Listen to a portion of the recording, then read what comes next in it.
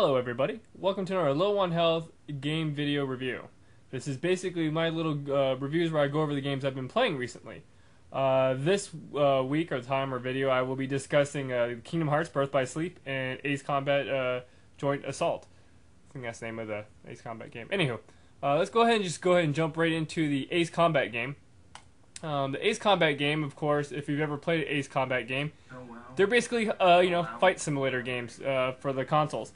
In which case, this is, I think, the first actually handheld console, of the Ace Combat games. In which case, it's actually a pretty good port. It almost has everything that the console version has. You have all the different planes, you have all the different loadouts. A lot of the basic design, too, is still in there. They basically, it has the replays and the briefings, which are almost exactly the same on the consoles, and it's cool because you can actually save your replays of your missions, which is actually interesting considering it's just a handheld port, or not a port, but a game.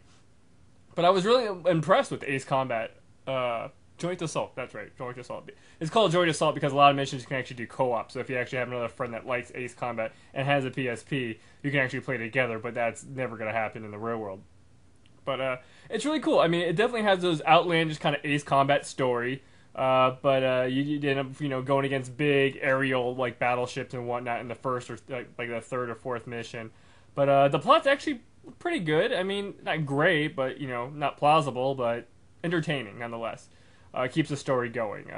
But I really like the dogfights, the battles, and it's really great. And even I usually hype on the PSP for its controls because it doesn't have that second analog nub. But the controls are actually pretty good on the PSP for it. It's missing some of the shoulder buttons, but once you kind of do the expert, control schemes, you can actually pretty much fly it just so much as well as you can on the console version. You have your pitch and yaw and everything, and it's all there. I was really kind of impressed with the game to an extent because it has basically exactly what it has on the console version. Let me check my notes real quick, see if anything else. But good game. Oh, it does have the Japanese voice acting as an option. It has English and Japanese voice acting, which I always, enjoy. And it also has some really good just music during the big kind of epic battle sequences and whatnot. It has some really good, orchestral and vocal music in the background, which is really, really cool. I was more or less kind of entertained by it and just pleasantly surprised with just the music in the background, which was kind of cool. But actually enjoyed it. I mean, not as great as the console versions, but if you're in the mood for some Ace Combat, it's worth playing. I think overall I gave it a 7.5, which, is good. The next game I want to talk about, of course, is going to be Kingdom Hearts Birth by Sleep, which, of course, is, if anybody who knows me knows that I love Kingdom Hearts a lot. Very much, that is my new, basically, franchise that I love so much. Even though it's weird how the franchise has gone recently. Mainly because the last couple games have almost been rehashes. The last game that I played for Kingdom Hearts was 365/2 days, which was the DS game, which was horrible mainly because of the controls. The story was okay. This one, Birth by Sleep, is of course the PSP one, and this plays more like a traditional Kingdom Hearts type of game. But basically, the main one with this game is basically it's a prequel to the series. So you kind of get to see Kid Riku and Kid Sora. And basically, you follow 3 different Keyblade Masters, and basically, you will play as each one, and you can only play as one at a time. You have to play one, play through their whole story. So there is a certain sequence to play the events because they all kind of go to the same worlds, so you can get the full, complete story. The cool thing, what I liked about most Kingdom Hearts games, basically all have you going back to the same core world. Aladdin, Beauty and the Beast, Little Mermaid, etc. This one actually had you go to kind of new worlds. Basically, it kind of sets up the princess stealing the Disney princess's hearts. So you get to go to Sleeping Beauty, you get to go to Cinderella. And those are kind of areas you don't really go to in the original Kingdom Hearts kind of games. And even you go to the Peter Pan's world, but it's still not exactly the same. You're not following the same kind of storyline, which I thought was very, very, very welcome. I was very happy not having to retread the exact same storyline going through those worlds, and that was kind of cool.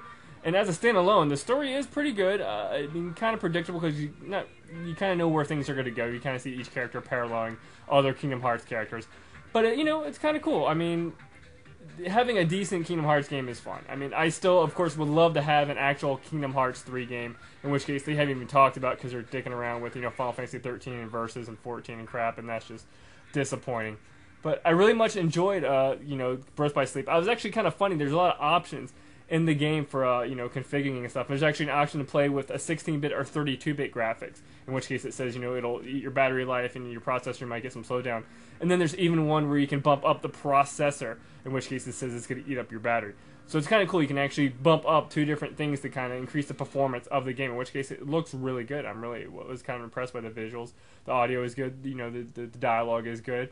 And it's actually just kind of a good, solid little PSP game. And you know, I was more than happy to play it, and can really looking forward to you know, probably playing through it again, which is actually interesting. Maybe if I find it cheap, I'll pick it up in one, which doesn't help the game. But I mean, overall, the Kingdom Hearts game, I think I gave what did I give it? I gave it a, you know, I also gave it a 7.5, and that's mainly because some of the gameplay and design elements weren't that great because of the PSP, but I still enjoyed it. They kind of have a materia system, in fact, when you basically when you do your leveling up and your skills and everything.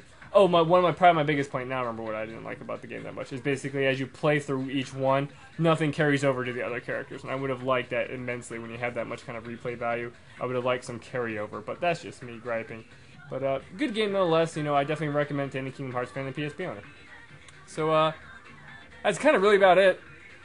Not really that much going else otherwise. Basically, got Dead Rising coming up soon, which I'll be playing and whatnot. And then, of course, our gaming season is officially starting. I have basically my solid A list of games I'm going to play, and then my solid B list of backup games, which I'll play. And I'm always kind of tempted to go back to play some old school RPGs on the, you know, Super Nintendo and whatnot. But I probably won't get to that. But as always, those are the two games I played recently: Ace Combat Joint Assault and Kingdom Hearts Birth by Sleep.